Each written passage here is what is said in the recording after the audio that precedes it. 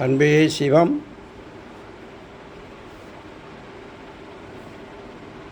அன்பர்கள் அனைவருக்கும் வணக்கம். வாழ்க வளமுடன். இன்று நாம் நமது உடலில் இரத்த சோகை ஏற்படாமல் இருக்க ஹெமோகுளோபின் அதிகமாக என்ன செய்ய வேண்டும் என்ற தலைப்பில் பேச இருக்கிறோம். குறிப்பாக மருத்துவ நிபுணர்கள் சொல்லுவதெல்லாம் உடலில் இரும்புச்சத்து குறைந்தால் அதனால் ஏற்படும் விளைவுதான் அயர்ன் டெஃபிஷியன்சி என்ற அனீமியா என்று கூறுகிறார்கள். இதை தவிர்க்க நாம் என்ன செய்ய வேண்டும் என்பதை ஒரு சில மணித்துளிகளில் சுருக்கமாக பார்க்கிறோம். முதலில் நமக்கு உடல்நலம் குறையாமல் நல்ல ஆரோக்கியமாக இருக்க வேண்டுமானால் எவ்வளவு இரும்பு சத்து ஒவ்வொரு நாளும் தேவை இது தெரிய வேண்டும். கணக்குப்படி ஐசிஎம்ஆர் சார்ட் படி ஆணுக்கு 19 மில்லிகிராம், பெண்ணுக்கு 29 மில்லிகிராம் இருந்தால் நிச்சயமாக நோய் எதிர்ப்பு சக்தி நன்றாக இருக்கும். எந்த வைரஸும் நம்மை தாக்காது. அப்பொழுது நாம் கவனிக்க வேண்டியது எந்த காய்கறிகளில், பருப்பு வகைகளில், பழ வகைகளில், சைவ உணவுகளில் இந்த 19 அல்லது 29 இது இரண்டையும் சேர்த்து நாம் 30 என்று வைத்து கொள்ளலாம். இந்த 30 மில்லிகிராமை எப்படி நாம் நமது உணவிலிருந்து உடலுக்குள் இரத்தத்தில் கலக்க எப்படி சமைத்து எப்படி எடுத்துக்கொள்ள வேண்டும் என்பதை கீழே விவரிக்கிறோம். 100 கிராம் சாப்பிட்டால் சில ஐட்டங்களிலே எவ்வளவு கிடைக்கும் என்பதை ஒரு லிஸ்ட்டு போட்டு தனியாக வைத்திருக்கிறோம்.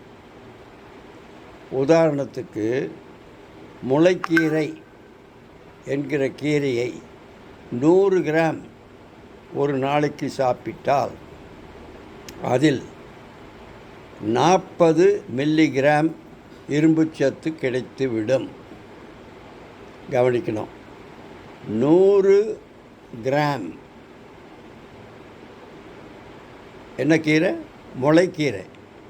அதை எடுத்துக்கொண்டால், உணவோடு சேர்த்து உட்கொண்டால் நமக்கு அன்று கிடைக்கக்கூடிய இரும்புச்சத்து 40. நமக்கு வேண்டியதெல்லாம் அதிகபட்சமாக 30 தான். எனவே முளைக்கீரையை தினமுமே சாப்பிட்டு வந்தாலே போதும். எந்த விதமான அச்சமும் தேவையில்லை. இரும்புச்சத்து நிறைவாக இருக்கும். ஹெமோகுளோபினும் ரெட் கார்பசல் செல்ஸும் பிளட் செல்ஸும் எந்த அளவில் இருக்க வேண்டுமோ அந்த அளவிலே அமைந்துவிடும். வைரஸோ வேறு எதுவோ நம்மை தாக்காது. நோய் எதிர்ப்பு சக்தி உச்சத்திலே இருக்கும். எனவே மக்கள் கவனித்து இந்த முளைக்கீரையை எடுத்துக்கொண்டால் நல்லது.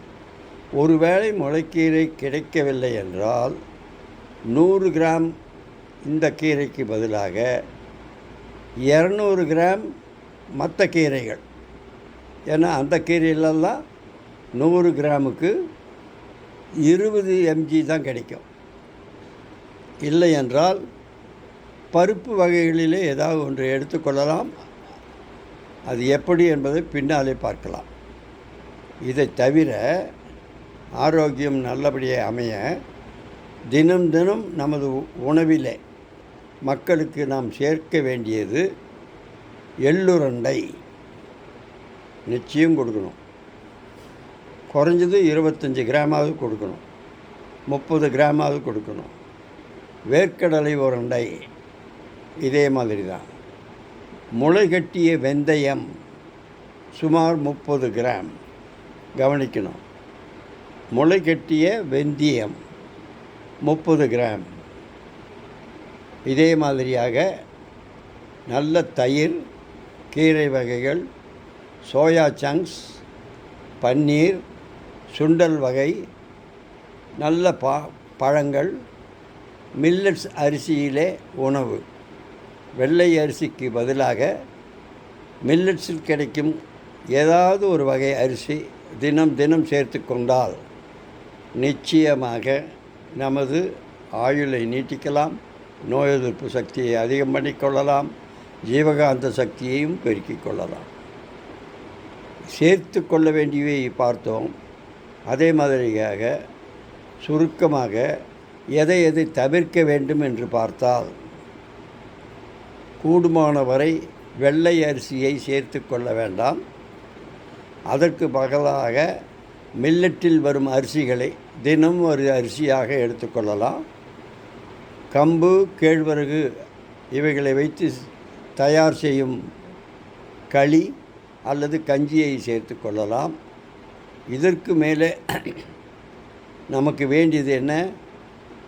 குதிரைவாலி அரிசி, வரகரிசி, இது போன்ற அரிசிகளை சேர்த்து கொள்ளலாம். காய்கறிகளிலே எந்த விதமான காய்களை எடுத்துக்கொண்டாலும் ரொம்பவும் உதவியாக அமையும். ஆனால் தவிர்க்க வேண்டியது என்று பார்க்கும்போது வெள்ளை சர்க்கரை கொஞ்சம் கூட உள்ளே வரக்கூடாது. அடுத்தது பேக்கரி ஐட்டம்ஸ் எதுவும் உள்ளே வரக்கூடாது. குறிப்பாக மைதா மாவினாலான பண்டங்கள் எதுவும் நமது உடம்புக்கு ஆகாது. டாக்ஸினாக, விஷமாக, நச்சாகத்தான் இருக்கும். இது கவனிக்க வேண்டிய விஷயம். முடிந்தால் பேக்கெட் பாலை எவ்வளவுக்கு எவ்வளவு குறைக்க முடியுமோ அவ்வளோ குறைத்து அதற்கு பதிலாக தேங்காய் பாலை சேர்த்து கொள்ளலாம். இதுவரை கேட்டதையே கடைப்பிடித்தாலே நமக்கு இரும்பு சத்து, ஹெமோகுளோபின், நோய் எதிர்ப்பு சக்தி எல்லாமே கூடி வரும்.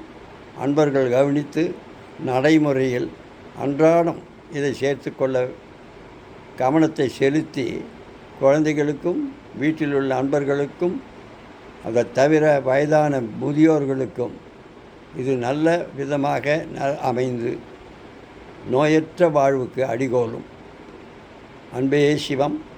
வாழ்க வளமுடன்.